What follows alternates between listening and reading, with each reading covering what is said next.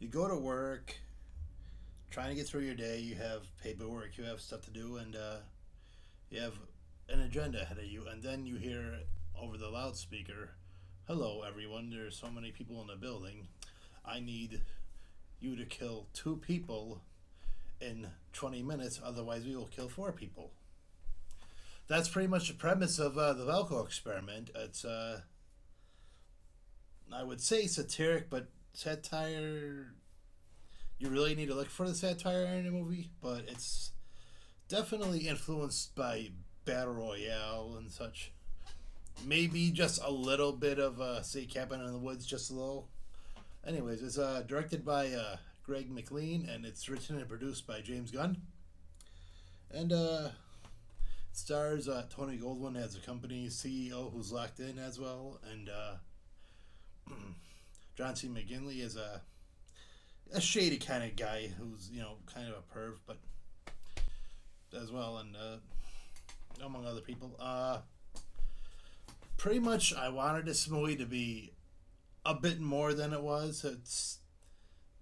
I know James Gunn wrote it, and I was hoping it would be more along the lines of, say, his Slither, his Dawn of the Dead script, a little more pizzazz, a little more over the top, because it is a basic story where there should be more over the top and tongue in cheek, and maybe it's more satirical than it is. It's as I stated, it's the story is 80 American workers are in a Bogota office building, and they're locked in by whomever, and a voice says they need to do this, like they have to kill two people in, say, 20 minutes, or four people are going to die.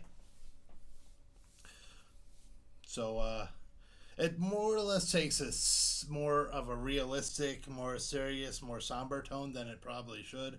I mean, if you look at, say, Battle Royale, it's violent, yes. It's dark, yes, but most of the time it's over the top. It's Grand Guignol, if I can pronounce that word right. And, it is aware that maybe it is an outlandish story, but this one, it. I mean, I admire the movie. I liked it. I'm giving a recommendation, but I'm saying it could have been more. It should have been a little more out there, because the concept is out there. It's it's reminiscent of, say, Hostel, where people are lured, whatever, and it is over the top, but it's more grounded than I think it needs to be. Um, they follow a whole bunch of different people, like Tony Goldwyn is a CEO, COO, who's trying to figure everything out, but in the end, he knows he probably needs to make certain hard decisions, and they're not going to be popular ones. McGinley's behind him, supporting him, up until a point that later on in the movie, when another decision has to be made, and it follows some other characters. It kind of follows the battle royale ideal of who are your leads. Do you know who your leads are? I mean, there's one possible lead who's fellow who's been with the company for a while, and he has a house for this one girl, and there's another possible lead where this girl it's her first day at the company, and she just came to Colombia, and she's in this mess, and there's also Sean Gunn, who's not really in on it, but he's into conspiracies, and he's paranoid and whatever. And Michael Rooker's in it too, as a janitor. So it follows a bunch of people for a while. But as the rules go along, spoiler alert, the herd is thinned out. So some people you think it might be I'm not sure. Sometimes the movie knows who the main characters are, or it might know where one is, but then it follows another one, then it follows another one, and then it's like 10 little Indians, one by one is eliminated until down the line one's left. So you don't know who it is. Like, I thought it was gonna take me down one road and then have another one be the main character, and that was going to survive, but that didn't happen.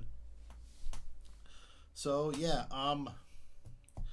my thoughts are, I wish it went further. I wish they brought the satire a little bit more. I mean, they have more like it is say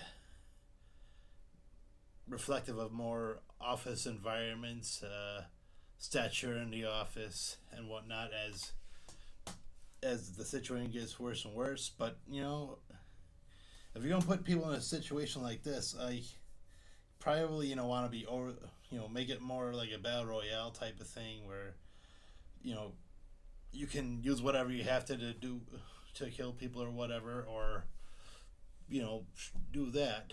But the realism kind of kills a movie. I mean, I'm not saying I wasn't drawn in. I was spellbound by the movie. I didn't lose my attention, but it could have been so much more. I wanted to be so much more. But what are you gonna do, right? A movie's a movie. Can't complain. So that's my thoughts on the Belko experiment. So thank you guys for watching, and talk about another movie down the line.